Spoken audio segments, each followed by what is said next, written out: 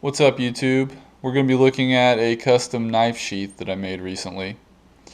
Basically, I trapped this rock squirrel using a deadfall trap. I have another video showing that squirrel in the trap.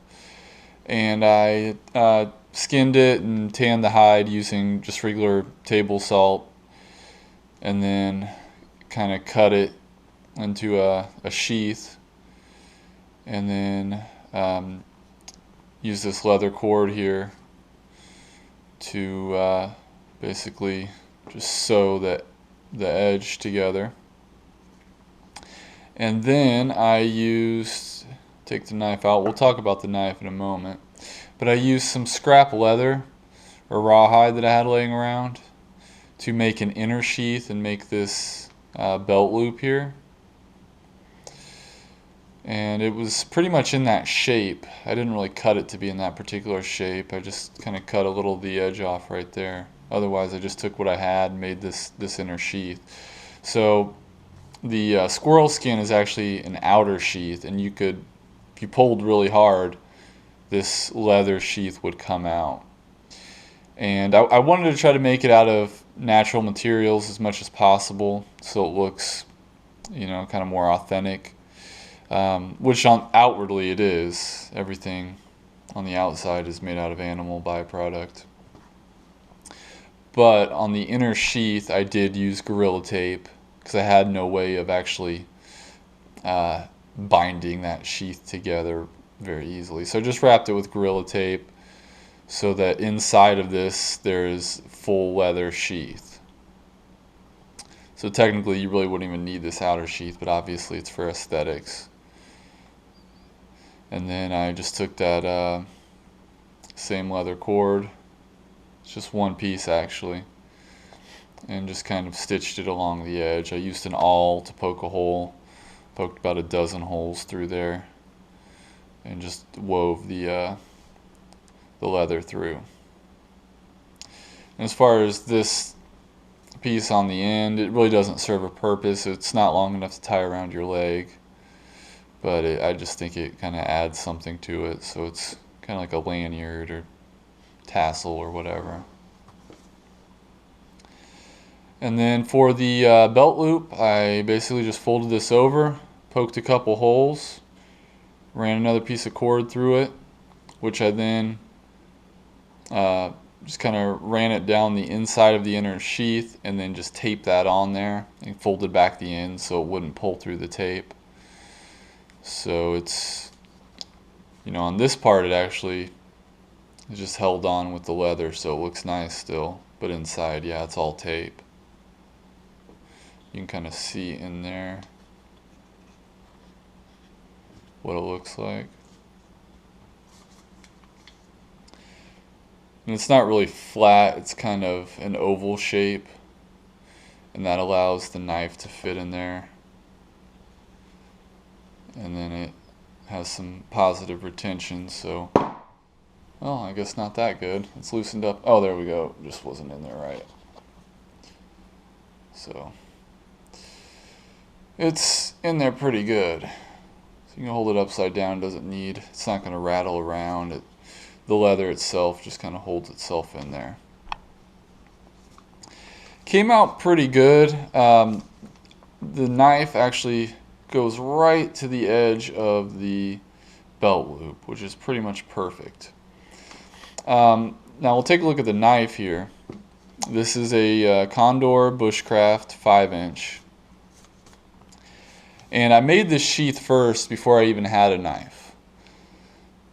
And I spent a lot of time trying to find a good knife for it. I wanted something kind of rustic looking, preferably like a stag or antler handle, or at least wood. It had to be something natural. I didn't want some synthetic knife handle. So I spent a lot of time looking around, and this Condor Bushcraft became the choice for a number of reasons. Number one, the blade couldn't be some wild shape where flared out or curved. It had to be a straight blade so it'd fit in there straight. Now this inner sheath, it's obviously not the same length and width of what you see on the outside. So that knife pretty much takes up the entire inner sheath. So 5 inches was the perfect length, and it's hard to even find a 5-inch blade that's straight like that. So that was one of the criterias, and the other was I wanted a nice looking handle, and this is, I think, walnut. It's just a real kind of simple looking wooden handle.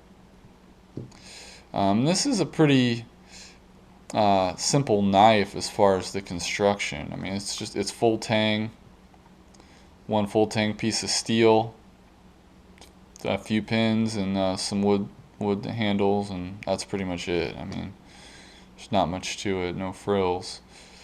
And I wanted that because I think it kind of looks nice with the fur and the leather. It just balances it out, gives it a nice authentic look. It's also fairly inexpensive. It's only like a $35 knife. So, buying a knife just mainly to put in here. I mean, I may use this, but this will probably be more decorative than anything. I was very, very impressed with this knife. I think Condor has done some improvements to it over the years, because reading on Amazon a lot of the reviews, and there are a lot of them, everyone was saying how the grind is messed up, how you're going to have to redo the grind, the handle wasn't very good, it wasn't sharp. But I'll tell you what, this thing came darn near as sharp as a Mora. And if you know Moras, that basically means it's razor sharp. It's got this nice Scandi grind. I mean, this thing is sharp, and I stropped it a little bit just to give it clean it up a little, but just out of the box this thing came razor sharp. Also, the grind didn't come all the way in the picture. There's about, I don't know, half an inch of space here where it was unsharpened. And I'd heard some people say how they wish that the edge was taken all the way down to the handle, which is what I wanted, and then apparently Condor's already made that change, so they've definitely fixed how they're sharpening the blades and doing the grinds on these, so they're listening to what people are saying. It's actually pretty pointed. It's got a nice little point on it, even though it's got that curve to it up there. So that's nice. You can do a little bit of piercing with it. I just have no complaints about this knife. I haven't even used it to cut anything yet, but it just feels great in the hand. The only complaint is that there's no finger guard there, so you really do run the risk of your finger moving up there and getting cut on the blade. That's just one of those things where I usually wear leather gloves when I'm working with knives,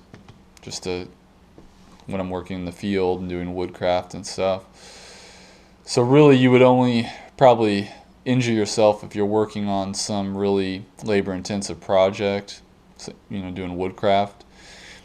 But of course I would be wearing gloves with that. So as far as just cutting rope or even doing skinning, it's doubtful this thing's gonna slide out of your hand like that.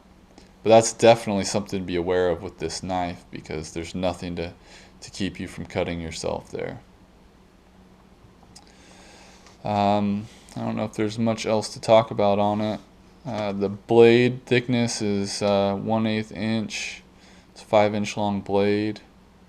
It's a really well balanced, lighter knife. I have some other full tang knives that are really heavy, like a lot of those Schrades. Those 1/4 inch thick blade, those things are monsters. This you could carry around, it's not too heavy to lug around. So I just think this Condor Bushcraft is an excellent knife, and I'm really glad I took the time to look around and find something that would fit this sheath. So I'm pleased with this. I have it actually hanging on my wall right now. But you know, this is fully functional, so you could strap it on your belt and carry it around, and I'm sure it would hold up pretty good in the field. But that's pretty much it for this one. Hope you enjoyed the video. Make sure to rate, comment, subscribe. Thanks for watching.